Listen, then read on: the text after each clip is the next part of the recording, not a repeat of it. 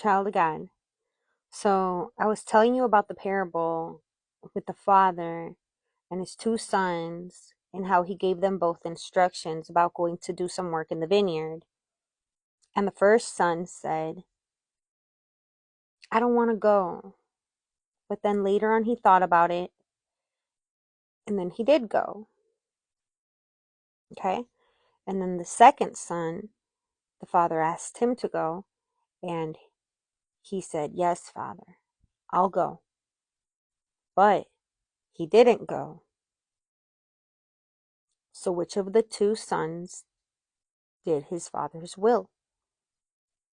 The answer is the first one. Even though they said, I don't want to go, they actually still went and did the work. They still went and did the work. Okay? Now, this is supposed to be a representation of the Lord when he speaks to us and gives us instructions. Okay? Which one of the two sons are you? Are you the one that says, I don't want to go, I don't want to do it, but then later on you think about it and you do go? Or are you the son that says, yes, Father, I will go, but you don't go, you don't do the instructions or carry out the job, the calling, the work that the Father has asked you to do? So it's not that the two sons didn't hear. They didn't hear the instructions. They heard. They heard the Father call them. They came. They heard. Okay?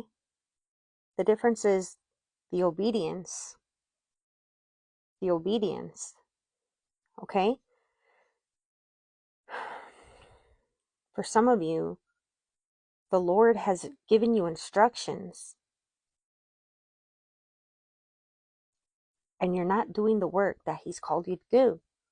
You haven't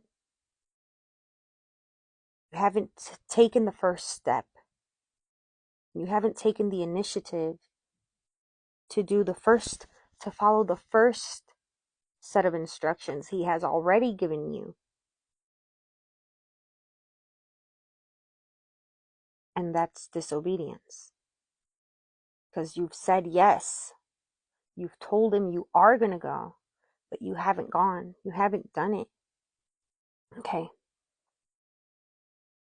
And the Lord is pleased with those of you who have said you didn't want to go,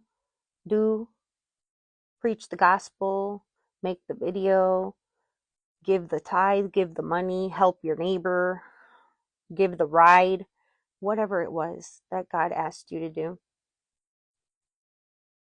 But you went and did it.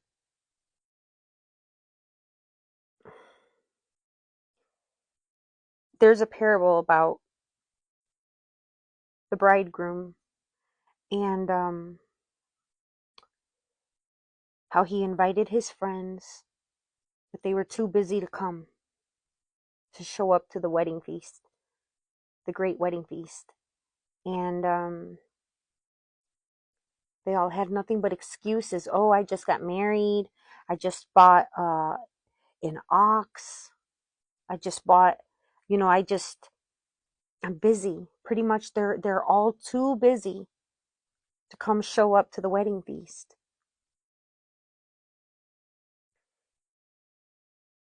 Are you too busy to do what God is, to come to God to do and take part in literally a feast, a celebration with Him, because you're going on about your own business? And then in that parable it says that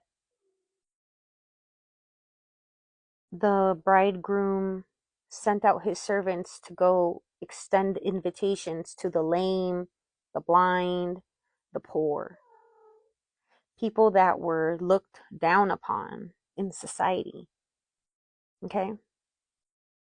And they came, and he said, it's going to be so filled here that they're not going to, even if they wanted to come, it's too late, because now their spot has been replaced. It's been taken. Even if they wanted to come now, they can't, because God gave their spot to someone else that was willing to come. Someone that you would look at less fortunate, or less, just like the outcast type, not less deserving, but like the outcast looking type of people, the underdogs. Thank you, Holy Spirit. The people that get overlooked. They're the ones God is choosing. And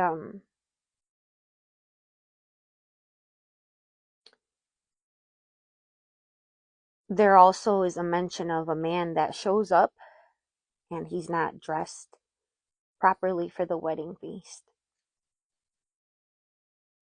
That's a representation of not coming correct.